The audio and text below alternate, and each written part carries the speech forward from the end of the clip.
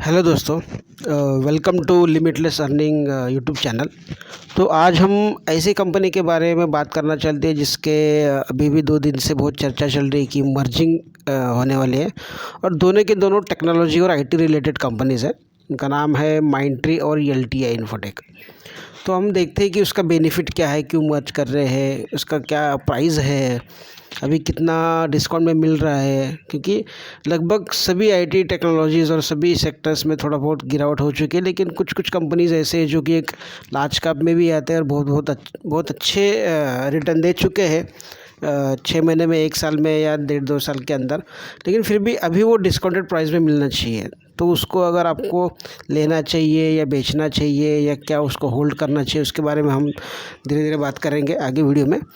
तो सबसे पहले हम जानते हैं कि ये लोग मर्ज क्यों करते हैं। अभी ये दोनों के दोनों टेक्नोलॉजी के रिलेटेड है।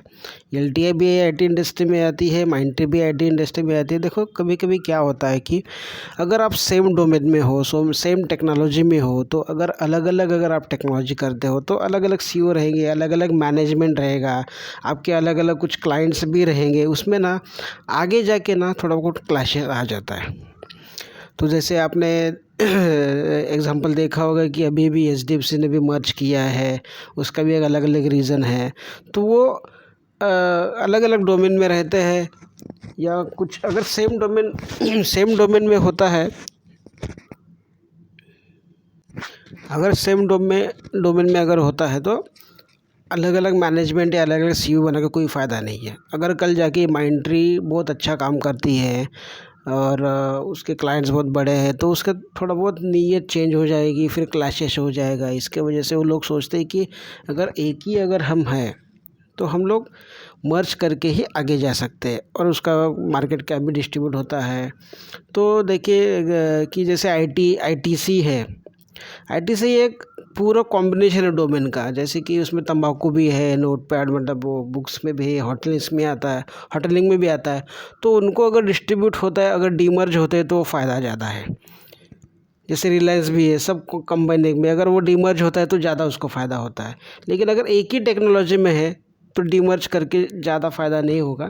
तो इसकी वजह से कंपनी मर्जर का डिक्लेरेशन लिया है।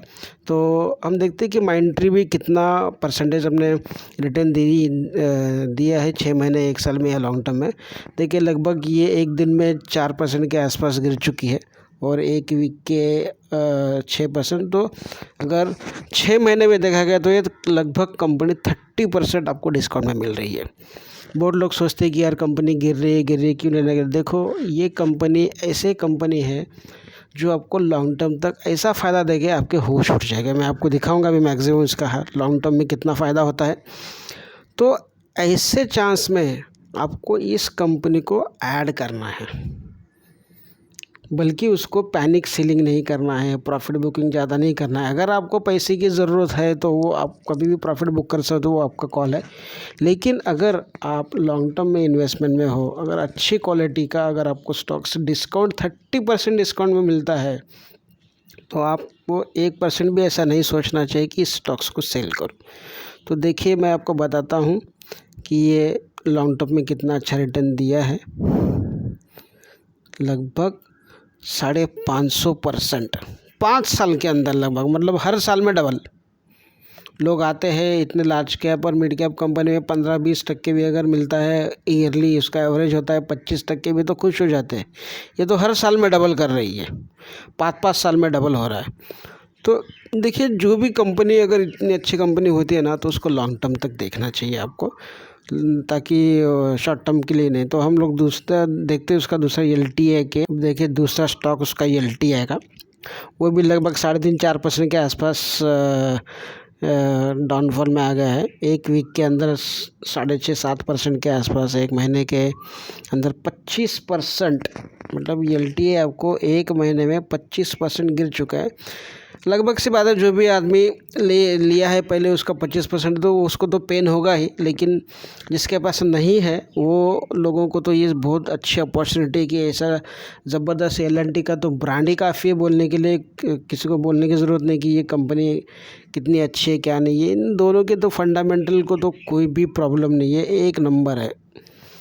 तो 6 महीने में देखिए लगभग कितना डिस्काउंट मिलता है।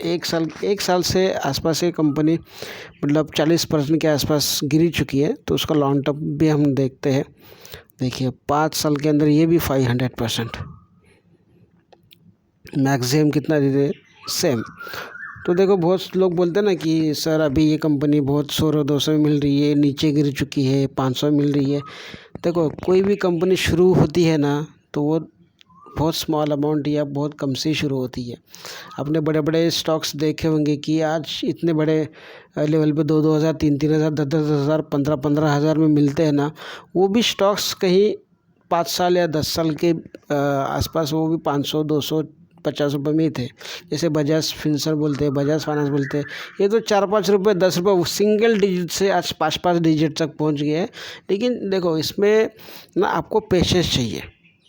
1 या 2 साल की या 6 महीने के लिए, 1.5 साल के लिए आपको ये कभी भी इतना मल्टीबैगर नहीं बन सकता। और वो बनता भी है तो शॉर्ट टर्म के लिए बनता है, बाद में वो आ ही जाएगा। जैसे बहुत सारे कंपनीज़ का मैं आपको वीडियो बनाऊंगा तो उनके बारे में ज़्यादा बात नहीं करेंगे हम लोग, इसके बारे में ज़्यादा बात करेंगे LNT और माइंट्री के लिए। तो अगर ऐसे स्टॉक्स आपको अगर मिलते डिस्काउंट प्राइस में तो आपको ऐड करना चाहिए। अभी कुछ लोगों ने बोला कि यार मेरे पास 3 स्टॉक्स है, मेरे पास 5 स्टॉक्स है तो माइंट्री के तो कैसे करूँगा। तो उनको कोई प्रॉब्लम नहीं है, वो कंपनी ऑटोमेटिकली एडजस्ट कर लेंगे। लेकिन मैं एक बात आपको बताना चाहता हूँ, जिसके पास भी अगर माइंट्री के अगर स्टॉक्स है, 3 स्टॉक्स है, 5 स्टॉक्स है या कुछ कितने भी स्टॉक्स है सिंगल डिजिट के आसपास, अगर वो प्रॉफिट में है तो उसको प्रॉफिट बुक करके LTI को ले लो, नहीं तो कुछ और ले लो चलेगा। क्योंकि आपको अगर कन्फ्यूजन है तो क्या अभी मर्ज होगा, मेरे 3 स्टॉक्स से 2 ही स्टॉक्स मिलेंगे, क्या 1 स्टॉक्स कहाँ जाएगा, वो प्राइस ऑटोमेटिकली वो